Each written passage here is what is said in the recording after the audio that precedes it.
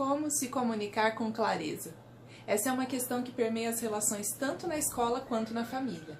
A gente, enquanto adulto, vai desenvolvendo assim um estilo natural de conversar com as crianças. E esse estilo conta bastante sobre quem nós somos, sobre a forma como nós fomos educados, especialmente pelos nossos pais.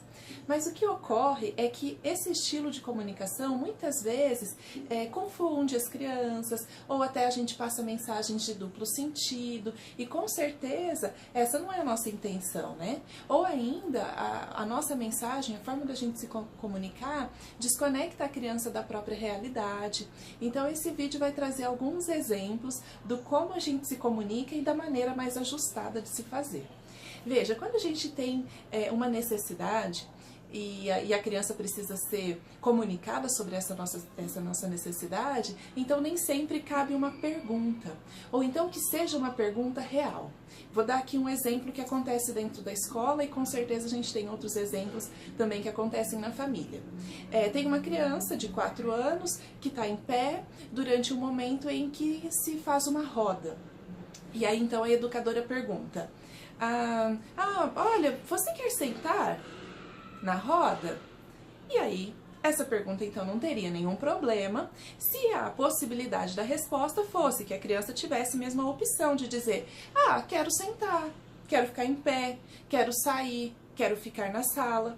Agora, se a educadora realmente precisa que essa criança se junte ao grupo e sente-se na roda, então aquela não é uma boa pergunta.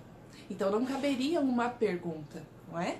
Qual seria então a possibilidade? Vamos ficar pensando sobre isso. Vamos falar de um exemplo que acontece dentro de casa.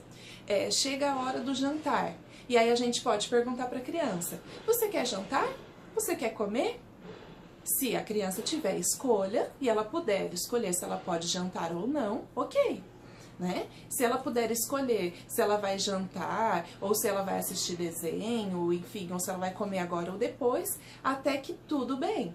Mas se ela não pode escolher, se a família precisa que naquele momento ela sente-se à mesa, então também não cabe essa pergunta. Né? Então, nesses dois casos, nesses dois exemplos, a gente teria sido mais adequado se a gente tivesse feito uma afirmação ou até dado um comando. Então vamos voltar ao exemplo da roda, da hora da roda. Se eu preciso que essa criança se sente, eu tenho que dizer claramente: sente-se, junte-se a nós. Chegou a hora da nossa roda. Né? Não tem uma escolha. E se na hora do jantar, então a necessidade da família é que essa criança se sente, chegou a hora do jantar. Hora do jantar, venha para a mesa. É um comando. Mas e se a criança não corresponder? Geralmente a criança não corresponde mesmo, porque a gente dá muitas opções, a gente flexibiliza muito e ela percebe que a nossa comunicação não é séria. Quando ela percebe que a nossa comunicação é séria, na maior parte das vezes ela corresponde.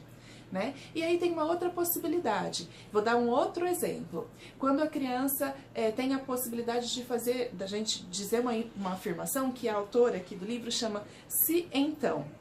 Veja só, a criança está brincando e chegou a hora dela lavar as mãos, porque ela tem que almoçar. E se ela realmente precisa lavar as mãos para almoçar, e essa é uma obrigação dela, não é uma escolha, então a gente não pode perguntar: você quer lavar as suas mãos? Então a gente tem que conduzir com uma afirmação: hora de lavar as mãos. Se você lavar as mãos agora, você pode escolher um lugar para sentar. Porque na maior parte das situações na escola, quem chega primeiro, lava as mãos primeiro, escolhe um lugar para sentar à mesa. Quem chega depois, fica com o lugar que sobra. Né? Então essa é o exemplo que corresponde à afirmação se então. Um outro exemplo: se você lavar as mãos agora, você pode me ajudar a colocar a mesa. Então, de novo, se lavar as mãos, então você pode me ajudar a colocar a mesa. Não é? Então você pode dar sim a possibilidade, mas que tem que ser real. Né? Ou então ainda, uma terceira opção seria dar a opção de escolha, mas que de novo, sendo real. Você vai lavar as mãos agora ou brincar mais 5 minutos até que eu te chame? Se a possibilidade era de dar um tempo para ir à mesa, de dar um tempo para comer. Entende? Então aí sim você pode colocar essa opção. Caso contrário, não cabe opção. E aí a autora também fala uma outra coisa que é muito interessante e a gente faz muito, né? Muitas vezes a gente conduz a afirmação numa boa, mas a gente termina com a perguntinha, tudo bem? Então, por exemplo, hora de lavar as mãos, tudo bem? Então, até a hora de lavar as mãos, ok. Mas a hora que você pergunta se tudo bem, a gente quer uma afirmação de que a criança concorda. A gente quer que ela obedeça e que seja consensual. Mas ela pode, então, quando você pergunta tudo bem, ela pode dizer não. Não tá tudo bem. E aí você vai se surpreender, né, com essa negativa dela. E ela também vai se surpreender com a tua irritação quando ela não corresponde. Porque, uai, você perguntou se tudo bem e ela tem direito de responder que sim ou que não. Então essa pergunta, tudo bem ou ainda tá combinado? A gente às vezes termina as frases assim, né? Olha, hora do banho, combinado?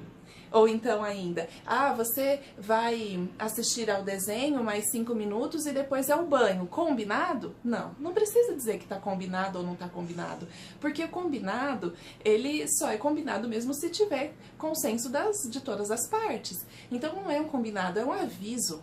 Você pode até terminar, tá avisado? Né? E ponto. E aí a gente tem que se munir assim, de uma segurança de que esse é o caminho, que a gente está se comunicando com clareza e dando oportunidade para as crianças compreenderem as mensagens de forma clara. Porque muitas vezes não é desobediência das crianças, é falta de clareza por parte dos adultos. Vamos pensar sobre isso? Fica aqui esse convite. Um grande beijo.